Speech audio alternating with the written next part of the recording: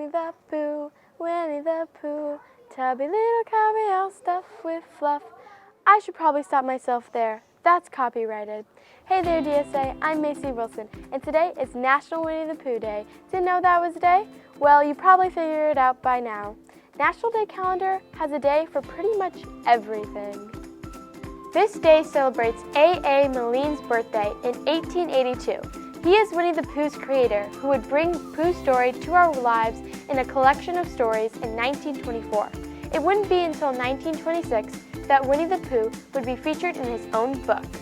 These books and stories were inspired by a black bear named Winnie, who resided in the London Zoo during World War I. Milne's son would visit the bear often and named his teddy bear after her and a swan named Pooh. Milne's son's name, Christopher Robin. 100 Acre Woods would reach millions of children worldwide in over 50 languages and become loved and adored around the world. This holiday celebrates Pooh and his friends and has been around since 1986. How can you observe this holiday? You could cozy on up with a book featuring the 100 Acre Woods. Share your favorite Winnie the Pooh adventure or quote on social media with the hashtag Winnie the Pooh Day. Have Disney Plus? You could watch any of the Winnie the Pooh movies or clips featured on the platform. Or you can be realistic like Winnie the Pooh and consume copious amounts of honey. Okay, maybe not that one. But before I leave, here's a quote from Milne.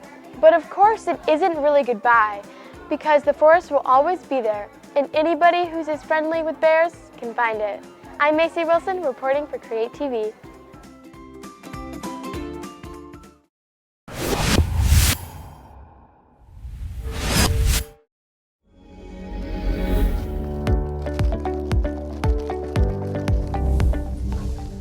Do you like music, popsicles, or walking, or even a combination of those?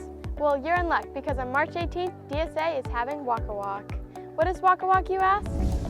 It is a fundraiser created 14 years ago by Miss Sprayton and Miss Alexander and hosted by DSA to raise money for the school as a whole. Funds go to PTO and other school projects. You participate by asking for donations from your families and friends.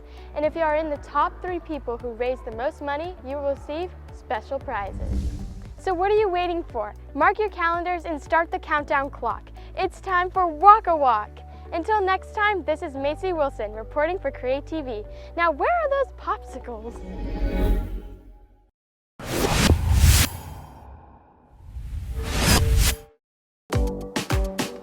Hey DSA, I'm Macy Wilson, and today we'll be making a banana cream pie. An amazing banana creamy sensation. So I suggest you make this pie with me, because anyone who's gonna eat this is gonna be amazed. Well, let's get started.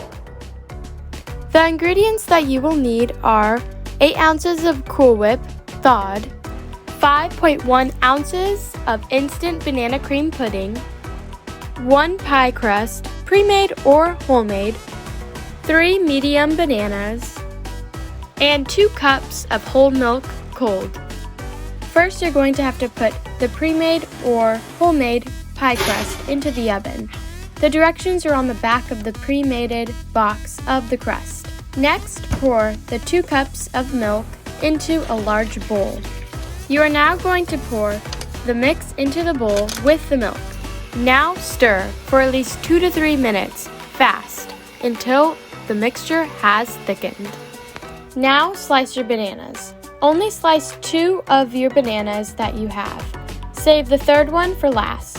Now throw in all 8 ounces of your Cool Whip with your other stirred mixture. Put your sliced up bananas into the bowl too. Mix it all up. Now it is time to get the pie crust out of the oven.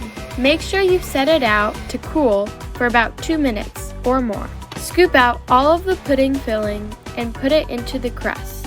Once you are finished, put the pie into the fridge to chill for about 2 to 3 hours. When your pie is finally done sitting in the fridge, you can take your last banana, cut up some slices, and decorate.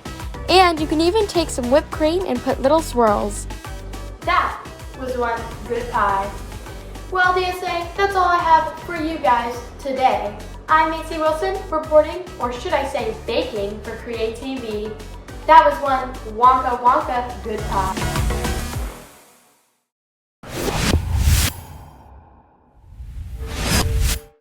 Where were you? I thought you'd never show up. Or maybe she was the trouble. Are you the great detective I was told about? And who are you? Didn't they tell you when they called you down to the office? Nope. What about you? Ugh! I have to do everything around here. First, I had to call you down to the office, and now I have to tell you too? Whoa, where is all this aggression coming from? My apologies. I'm just a little bit flustered about my missing notebook. Well, what about it? Well, it happened in 8th period, last Wednesday, when I was writing in my notebook. Because I finished my work easily, as always, not to brag, but I have the highest GPA in the school, and I've never gotten a grade under an A, like ever.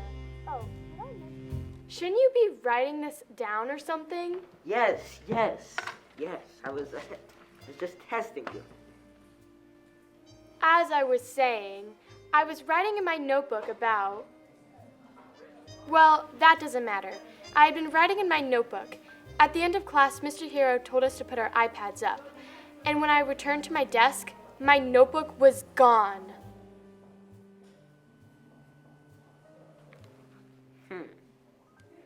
Interesting. Can't you just get a new notebook? No, it's irreplaceable. And I can make it worth your while if you can find out who took it. Now, how fast do you think you can find it? And what were we saying about money? And with that, she gave... If you actually sat in class, you know that Mr. Hero had laminated class lists on his desk. I simply swiped one when you guys were too busy.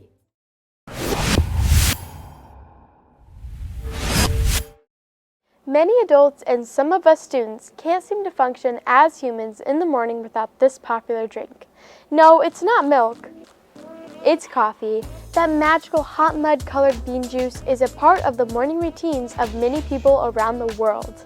Good morning, I'm Macy Wilson, and today is International Coffee Day. Coffee just so happens to be the third most consumed beverages in the world, after water and tea. According to nationaldaycalendar.com, almost 10 million bags of coffee around the globe are exported each month. And in the US, Americans drink 400 million cups a day. That's 25 million gallons of coffee, or roughly enough coffee to fill almost 38 full Olympic-sized swimming pools. On this list, the US is a bit further down, taking 14th place.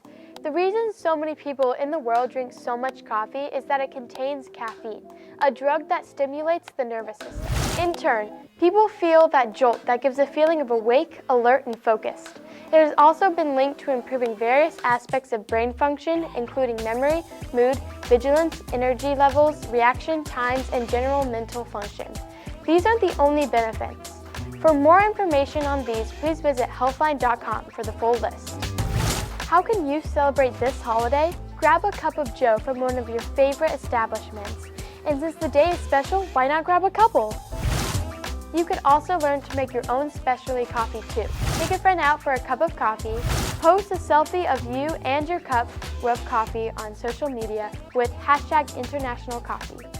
Try a different brand of coffee or drink you've never had before. Now that you've been brewing this information, go and get yourself some brew today to celebrate this day. I'm Macy Wilson reporting for Create TV.